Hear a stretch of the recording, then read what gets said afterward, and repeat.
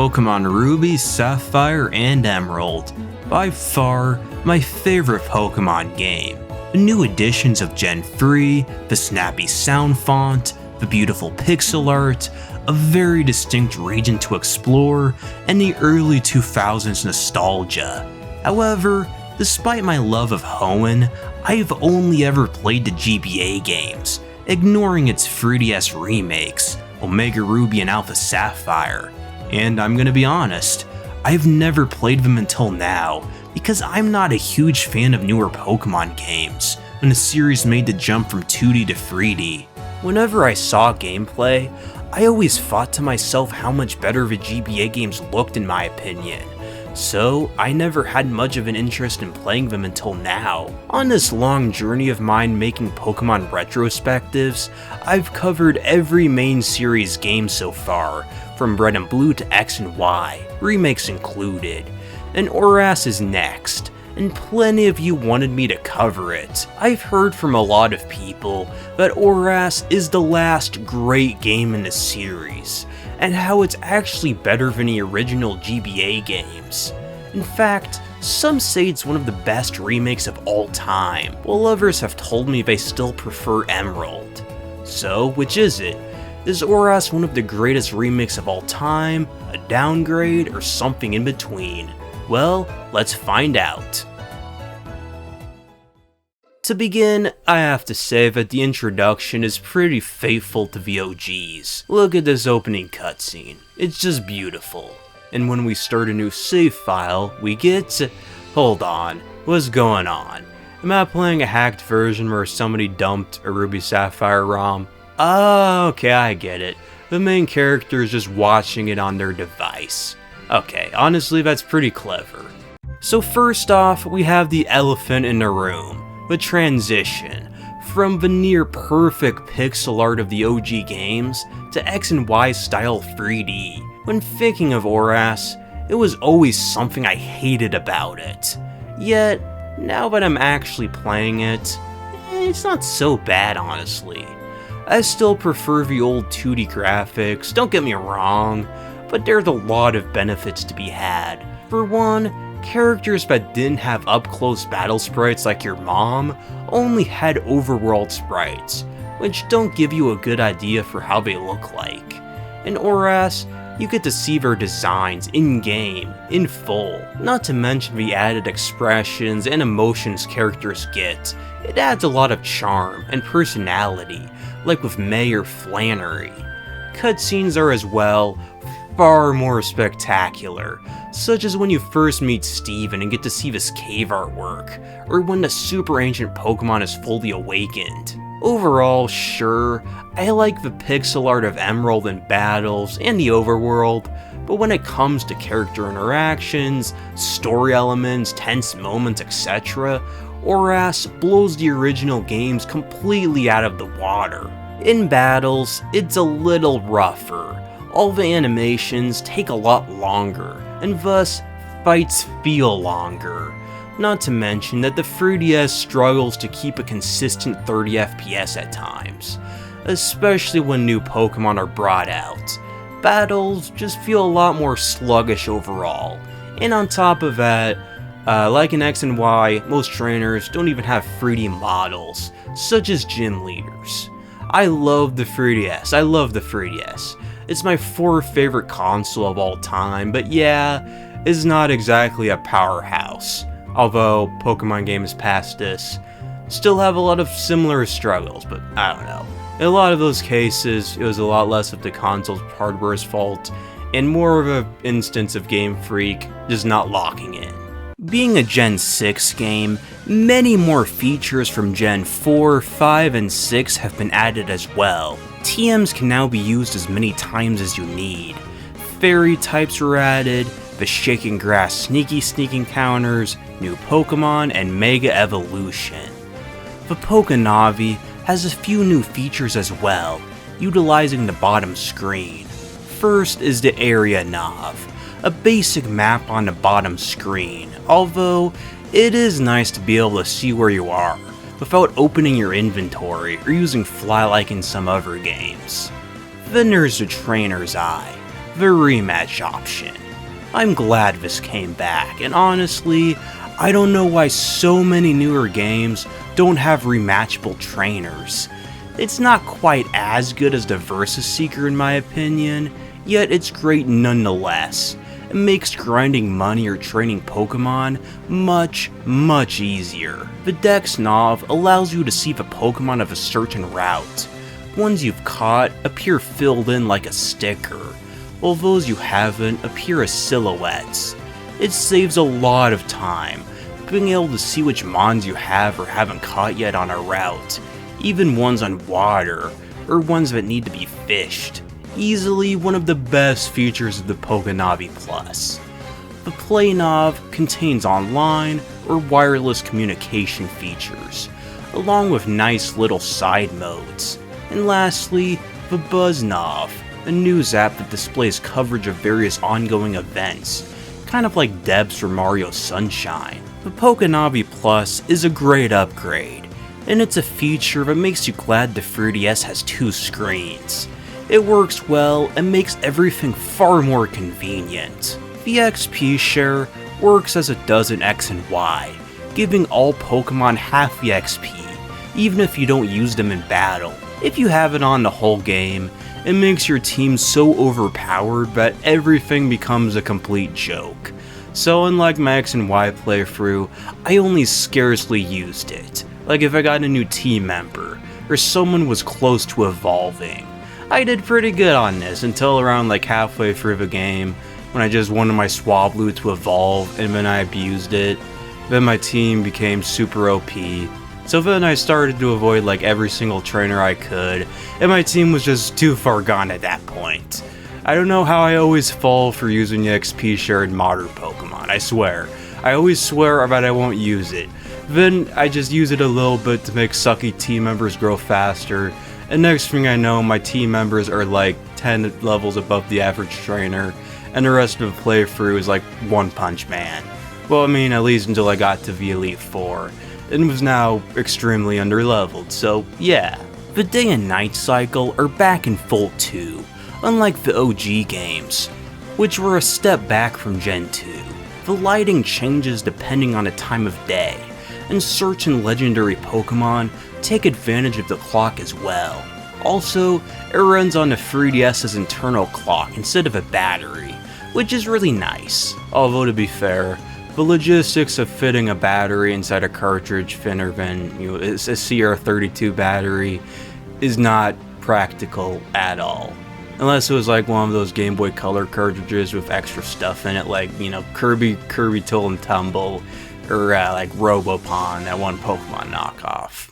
Around halfway through the game, the player goes to an island with Steven to stop Team Magma/Aqua and gets a Latios in Omega Ruby or Latias in Alpha Sapphire. You don't have to catch it, the game just gives it away.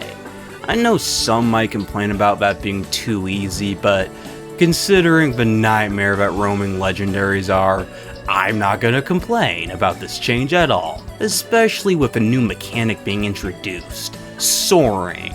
If you use the Eon Flute, you can fly around Hoenn. It's akin to Wind Waker, or Skies of Arcadia or Skyward Sword. Soaring isn't just for getting around quicker, or else it would be extremely pointless with, fly, unless you just enjoy the view. The sky is full of secrets and content. New areas pop up, many of which hold legendary Pokemon encounters. Flying around high above Hoenn like this is one of the most fun aspects of ORAS in my opinion. Exploring, moving across the whole region in the blink of an eye, and finding those portals, it's all so addicting. And the best part of all is that you don't actually need Latios/Latias in your party to soar, which is incredibly convenient. ORAS adds a lot of new characters, or characters with changes so complete that they might as well be new characters. Let's start with Lisa, or Lycia. I'm not sure which it. Let me look it up actually. Lycia, Pokemon. That's not how you spell it all. Hold on a second. Yeah, let's see. Okay, I guess about autocorrect, but at least. But anyway, that's not important. She's Wallace's niece and the queen of contests. Listen, Game Freak, there's nothing you can do to make me care about Pokemon contests. I'm sorry. I will forever only spend like 5 minutes in a single contest just so I can get some B-roll and talk about like 15 seconds in a Pokemon retrospective about it, like I am right now. Also, look at Brendan right here, when Lucia gives him his stage outfit. That is the look of a guy who is suffering greatly on the inside, but still has to smile. Coming in from Unova is Arun, or something that I cannot pronounce, because I have dyslexia and I think I might have spelled it wrong and I don't care enough to look it up. But anyway, he's a guy whose specialty is special bases. And Zinnia, a character that I'll talk about more when we get to the Delta episode. As for characters who have a lot more added to them, I'll start with May/Brendan. Not only do the new emotions and expressions do wonders in giving them a new personality, they overall have much more chemistry with their other half than they did in the OG games. Focusing on May in particular, since I can't talk about Brendan since, I'm playing as him, but anyway, May is a lot more quirky. She has a lot more middle school-esque romantic tension with Brendan, and shows up a lot more often, whether it be to check in on you, or be a bigger part of the story. I remember how in RSE, how disappointing it was for the last battle to not even have their starter fully evolved. But it's fixed in ORAS. In the post-game, the two have an extra battle together, and go on a date together. I mean, not technically, but I mean, come on. I think for kids of this age, this basically constitutes that. As a kid, when playing Pokemon Emerald, well, in actuality, watching Chikakanaru's Let's Play because I was poor and did not know how to emulate, but anyway, I remember finding the two's relationship adorable. In retrospect, it is cliché and nothing special, and yet I still think it's one of my favorite rival dynamics. Wally has a little bit more character too, showing up more often, having a lot more battles, and having a bigger role in the story. You get to see a lot more of his actual character growth, from a sickly timid boy to a rising star. Then there's Courtney and Shelly, both of which were actually in the original games, although here they have amazing redesigns and rewritten personalities. Unfortunately, Shelly does not show up in Omega Ruby except for a minor cameo, so I can't say much about her, other than showing some JPEGs and this 30 seconds of footage, and reading Bulbapedia, because I'm not gonna play the whole game again just for her. Well, I mean, it is a little tempting though, but anyway. Shelly was given a new backstory, being an ex-Devon Corp employee. She's a lot more intelligent, and her redesign is great. It really fits Team Aqua. Courtney, meanwhile, may just be one of my favorite Pokemon characters of all time. Maxie's right hand alongside Tabitha. She doesn't show up very often in the main story, but sure makes her mark. She wears the Team Magma hoodie with those little devil horns to perfection. She talks like a robot, analyzes everything, and is a borderline yandere. I love how creepy she is, the little laugh she does. And she's totally devoted to Maxie and Team Magma. Now let's talk about Hoenn itself. Since in my Emerald video, I didn't really talk much about it. Hoenn is based on Kyushu, the southernmost big Japanese island. Its climate is much warmer than Kanto, Johto, or Sinnoh, with lush tropical forests and deserts. The coastline is filled with large, bustling coastal cities, while the interior is desolate with wilderness for the most part, with much smaller towns that adapt to the climate. Hoenn is also one of the most aquatic regions of the series, with waterways lining almost every route. To get to Forte City, you gotta surf. Pokemon League, you gotta surf. Moss Deep, you have to surf. And on top of that, 2 extra water HMs are here too. Waterfall returning from Gen 2 and Dive. Diving is cool, and it adds a lot more areas to explore deep underwater to catch Pokemon, and ORAS adds a few trainer fights as well. All this water led to the infamous IGN review, which is something that they're never gonna live down. But while I'm at it, I really do not like how bad HMs still are in this game. Flash is no longer an HM, thankfully, as areas such as Victory Road can still be traversed with only minimal darkness. Yet that still leaves 7 HMs. Yes, I can use an HM slave. Yet that doesn't make getting to a route and still having to go to your PC every time any less annoying. It's a complicated trade-off though.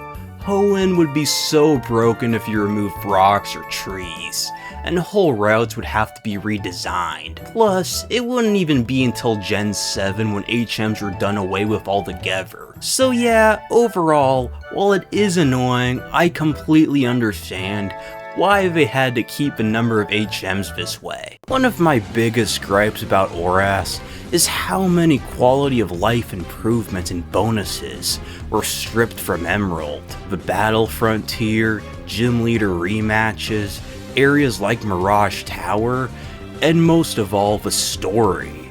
Although I will give it some slack in that regard. I mean, these are remakes of Ruby and Sapphire. An Emerald story wouldn't work in a game that has 2 versions. In Omega Ruby, you get Team Magma as the primary villains, and Groudon as the super ancient Pokemon. In Alpha Sapphire, you get Team Aqua as the primary villains, and Kyogre as the super ancient Pokemon, while the other evil team makes a minor appearance as an ally. Full disclosure, I actually have only played through Emerald, and never played the OG Ruby or Sapphire, unlike other generations where I only played the 3rd version later on, like with Crystal or Platinum. I played Gold before Crystal and Diamond before Platinum. Because of that, it just feels very odd playing through Hoenn and having Team Aqua nowhere in sight for most of the story. I loved having 2 opposing, equally strong evil teams. A yin-yang like symmetry of 2 polar opposite ideologies, and a satisfying climax, with the 2 legendaries having an epic battle that gets stopped by Rayquaza. I almost wish there was a 3rd version of ORAS based on Emerald. The question is though, what would it be called? Beta Emerald? Gamma Emerald? Sigma Emerald? I mean, I guess Delta Emerald could have worked considering the Delta episode. But let's bring up the Greek alphabet. I have it, there we go. Omicron Emerald. You missed your chance, Game Freak. Well, Pokemon Z more so, which is, far more of a loss in the opinion of literally everyone. I mean, at least we got ZA out of it. Alright, now it's the part of the video where I discuss my team in this playthrough. I didn't put that much effort into it, if I'm being honest, at least compared to what I usually do. And for the first third of the game, it sucked ass. I had temporary mons that I never used, ones that I did plan on using but were unevolved, so died in 2 hits, and ones that did not know very good moves, while my combustion carried the whole team. Starting off is my starter, Blaziken. Honestly, I only chose it due to pure tradition, firefighting, and not really much else to note other than that. I didn't really do anything differently than my Emerald playthrough. Even its moveset was basically the same. Another returning member was a Gardevoir, and the tradition I had going of naming my psychic types after Mother PSI users unfortunately came to an end in Soul Silver. So instead, I named her after a villain of a certain visual novel. But I can't say because spoilers, but I don't know. I swear if this video actually gets views for that to be a spoiler to someone, I'm gonna be a bit pissed. Gardevoir is now part fairy type as well, giving it coverage against Dragon and Dark, but as a package deal, weakness to Poison and Steel. Junko was my second best team member after Blaziken. Its psychic is no joke, and Thunderbolt and Moonblast just seal the deal. For my water type, I chose Tentacruel. Out of every Pokemon playthrough, I've seen Tentacruel in the wild, and yet I never chose them to be on my team. It was always a mon I really wanted to try out, so I bit the bullet this playthrough. Pretty decent overall. Dual poison water, fast, a special wall, and a part-time HM slave of Hoenn's many water type HMs. For a grass type, I chose Cacturne. Dual grass dark, decent stats, and not really much else to note. I did originally plan to choose Ludicolo, but I completely forgot to look up which version exclusives there were because Ludicolo is exclusive to Alpha Sapphire. Although, it wouldn't have mattered anyway because I would have chosen Omega Ruby anyway because, you know, Courtney. My Absol was kind of redundant, and honestly, I'm not really sure why I chose it, other than to mimic Trigger Conroy's Emerald team as much as possible, subconsciously. Despite that, Absol was one of the best members of my team, even while under-leveled. Its attack is super high, slash and night slash, have high critical rates, and on top of that, sword stance. Nothing stands a chance. The only downside of Absol is ever stat being pretty mid. It's not super fast, its defense isn't the greatest, and its special attack is only a little above half of what its physical attack is. And finally, my last member was Altaria, a Pokemon that I always wanted to try out, but the opportunity never arose. Well, except for about one time in Pokemon Coliseum, yet it did not pan out too good because Coliseum is not the game to experiment with new Pokemon. Dual Dragon Flying, and learns a ton of fantastic moves. And yes, another Pokemon that Trigger Conroy used in his Emerald LP2. Like 4 out of my 6 team members are the same as he used. And counting that I wanted to use Ludicolo if I could, that's 5 out of 6. And considering that I named my trainer Emil in my Emerald video from a few years back, I guess I subconsciously associate Pokemon Gen 3 with that guy more than like any other game with any other YouTuber. The game's climax is a lot more spectacular. Well, not compared to Emeralds, but anyway. The enhanced graphical capabilities shine heavily here. May and Wally get greater involvement, and the box legendaries get new forms, called Primal Reversion. It's sort of like Mega Evolution, with less control over activation of it. And lore-wise, thousands of years ago, it's said that in the battle between Kyogre and Groudon, both were in their primal forms, and those orbs used to control and awaken them, they have Alpha and Omega symbols on them, which is pretty cool, and thus, so far it's the only Pokemon remake to have a canon reason behind, the suffix in their names. Honestly, this was a missed opportunity to have the red and blue orbs straight up be called the Omega Ruby and Alpha Sapphire. I mean, that would have been pretty cool. Alright, it's time to take on the Elite Four. Like in the original game, Hoenn's Victory Road is one of the shortest and least painful in the series, only taking half an hour or so. And this music? Well, you may remember that in my Emerald video, which I made all the way back in 2022, I talked about layered nostalgia. That I had nostalgia of my first playthrough of the game in 2019. And that during my 2019 first playthrough, when I heard the song in Victory Road, I got nostalgia of hearing it in Super Smash Bros. When I was even younger, so 2013 or so.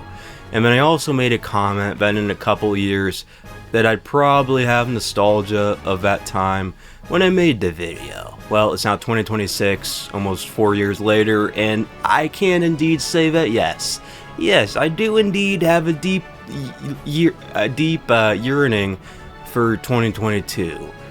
God, I'm so depressed. Like, holy shit. My life fucking sucks right now.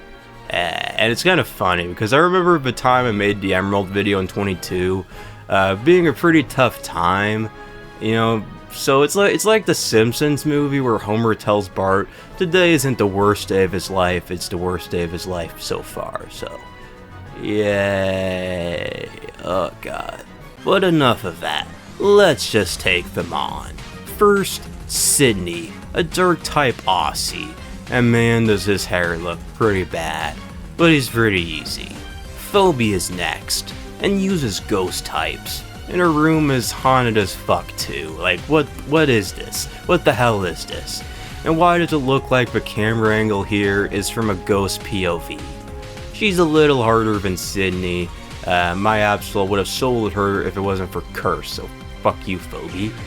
Then we have Glacia, the Ice type Elite 4 member, and man did she get an upgrade in appearance. She kinda looks like Elsa from Frozen, although I'm 99% sure it's just a coincidence with their designs incorporating coldness. Not much to note because I beat her by like spamming the ever-living shit out of Calm Mind on Gardevoir, and took out most of her team with a few Thunderbolts. Last but not least, Drake the Dragon type Master. Usually the hardest, but once again, I spam the ever-living shit out of Calm Mind and Dazzling Gleam, which one-shot his entire team. Unlike basically the entire second half of my ORAS playthrough, I was extremely underleveled for the Elite 4, having turned off the XP share and holding off any additional grinding. So it was nice to have things shaken up a bit, with some strong opponents and having to resort to some strategy, aka spamming the shit out of Dragon Dance and Calm Mind and Swords Dance to win. But hey, it's better than, you know, One Punch Man, X and Y, Sun and Moon, modern Pokemon, where you just take everything out with one hit. So, that is, until Steven the Champion. Now to begin, playing Emerald my whole life, Steven was always kind of a weird character to me. He's an important character, showing up during story stuff to help you out. However, he's not the champion in Emerald. Wallace was. So Steven felt a little flat. And sure, don't get me wrong, him taking you on as the final challenge akin to Red is pretty good. But all in all, Wallace taking Steven's place as champion is one of the few things that I don't like about Emerald. Playing through ORAS with Steven as the champion has made me like him as a character a lot more. He's someone famous, well-known, strong, yet also helpful, a mentor-like figure to eventually surpass, and oh boy is surpassing him tough. This was the first legitimately hard fight I've had in a game since I fully assembled my team.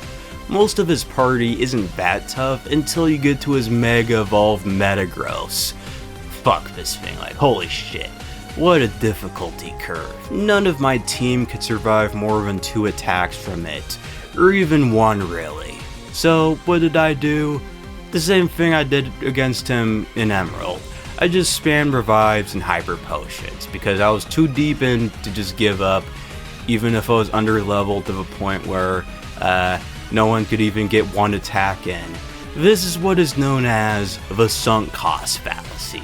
I should have just quit, spent half an hour or so grinding everyone up with the XP share because that makes it super easy, and then come back and I could have had an epic fun boss fight instead of, you know, spamming items until his Metagross struggles itself to death. But during the rematch against the Elite 4, I did grind up quite a bit, and overall, it was another pretty fun time. After Steven is beaten, May and Brendan have another deep moment. Traveling back to Little Root together, retracing the areas they were when they first met, and having one last Pokemon battle. This may be my favorite ending to a Pokemon game's main story, It's intimate, cinematic, and gives a well-earned closure to the two's rivalry. It may not be the aftermath of a great defeat of a villain trying to take over the world, or soaking in the glory of beating your childhood rival, just a moment between two kids who formed a close bond. But what's this? Your dad got tickets to a meteor shower in Moss Deep, but has to cancel because of his gym leader duties, and it looks like he forgot to tell mom. I would ask, how he's still married after this, but considering that he's the only father to even be present, I think he's doing pretty okay, all things considered, compared to usual Pokemon standards of a father. So yeah, these tickets are given to May and Brendan, but there's a little hiccup in the way. The world is ending, again. From a giant asteroid coming down from space in a few days, it's time for the Delta episode. Probably the most marketed new addition to ORAS. It's a new storyline, involving a new character, Zinnia, a young trainer, part of the Draconoid clan. Throughout the game, you see her as part of Team Magma/Aqua in brief scenes, but never get a chance to meet her face to face. She joined them to help awaken the super ancient Pokemon, control it, use it to summon Rayquaza, and stop the asteroid about to crash into the Earth. However, with your intervention, her plan was stopped in its tracks. Thankfully, the scientists at Moss Deep have a new plan, involving that ultimate weapon from X and Y. Utilizing it, the asteroid can be teleported to another dimension, but Zinnia sees a flaw in the plan. She hints of another timeline that will be destroyed, one where Mega Evolution was never discovered, one where the Battle Frontier exists, and there's this guy named Hoenn, and Courtney was relatively sane. In my opinion, it is a bit weird to float around this idea of the original games and the remakes being in separate timelines. I guess it does make sense, but it begs the question, does this mean that Red and Green are in a different timeline than Fire Red and Leaf Green?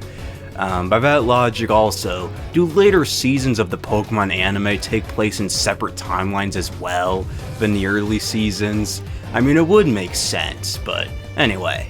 Getting back on track, Courtney, Ermat, and Alpha Sapphire haven't given up on their boss's plan to revert the world back to its original primordial state, and the plan to use infinite energy amassed in Moss Deep's device to end the world. Then there's a few more back and forths between one location to the next before you finally get to Sky Pillar. Ziana gives some more backstory of how this has happened twice before, every 1,000 years. The Draconoid clan is dedicated into predicting this tragedy, and Zanina has been working behind the scenes, collecting keystones to summon Rayquaza once again. At the top of Sky Pillar, Rayquaza is encountered in battle, and just like in my Emerald playthrough, I caught Rayquaza my first Ultra Ball, which was nice. Rayquaza then unlocks Mega Evolution, and you get to ride it throughout the sky, into space, and smash the meteor. Inside of it is another legendary, Deoxys, who unlike the OG games, isn't an event-exclusive mon, and can be caught. However, you can't save between the two battles, and I got a critical on it, making it faint, because of course I did. On the bright side, you can rematch it after you beat the Elite Four again, so thank God for that. With the crisis over and the world saved for the second time, Zinnia's role in the story comes to an end. She leaves, seeking a new purpose in life.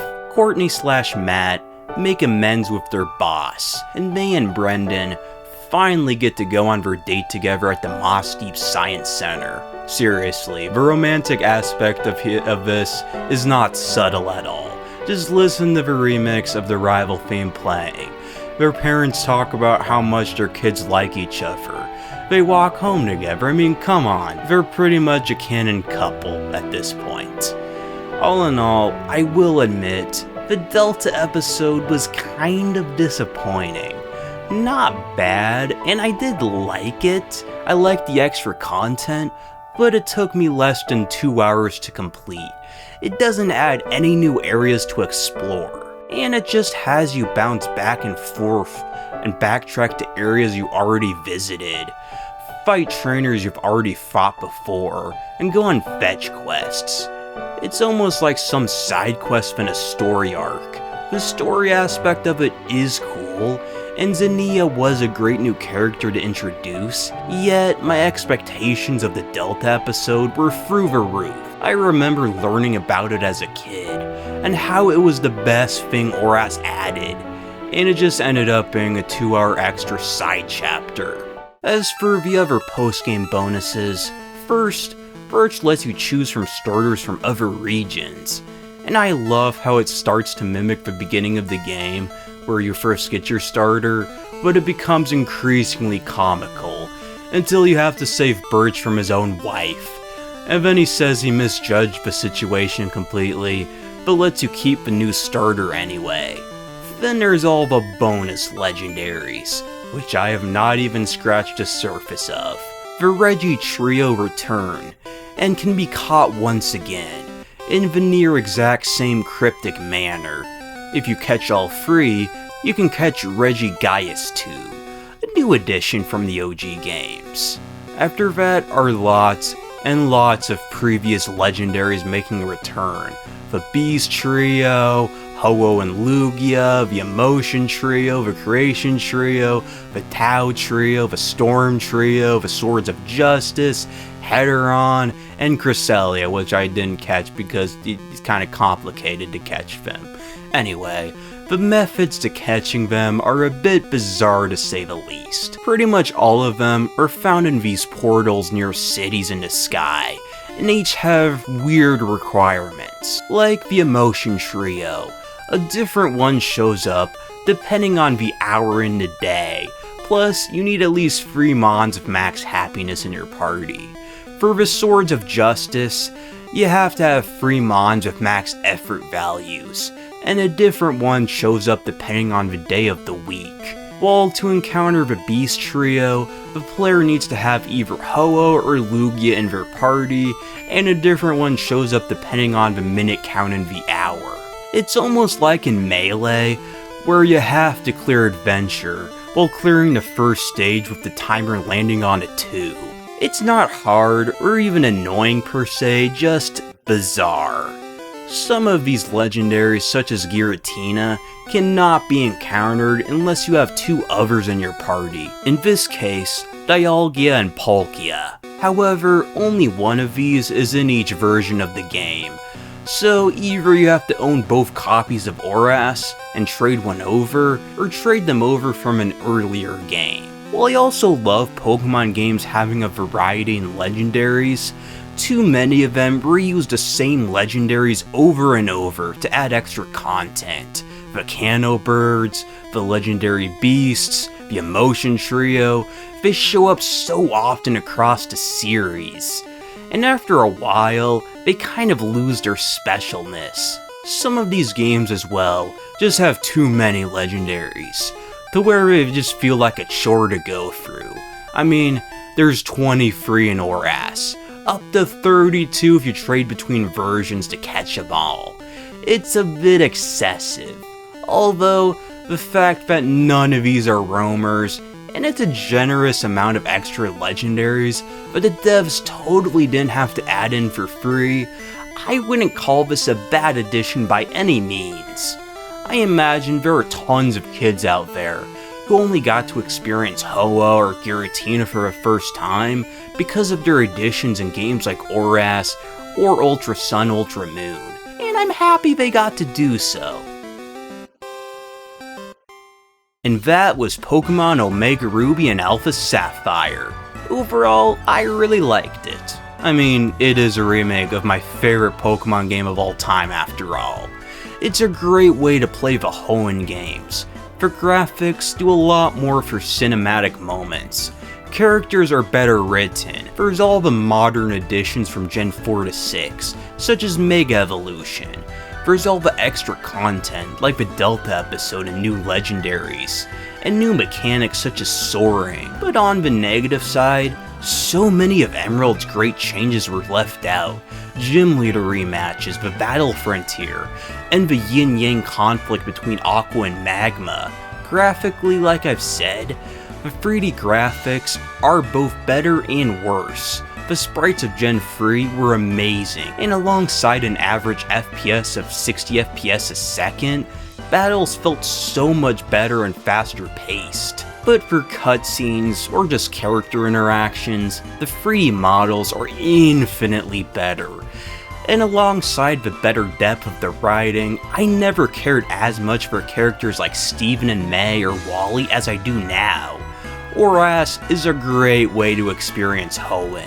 Its mechanics are more modern, there's overall more content, and most importantly, it's a way cheaper way to play them authentically. Well, I mean, for now, and not counting emulation, because both ways they would be free.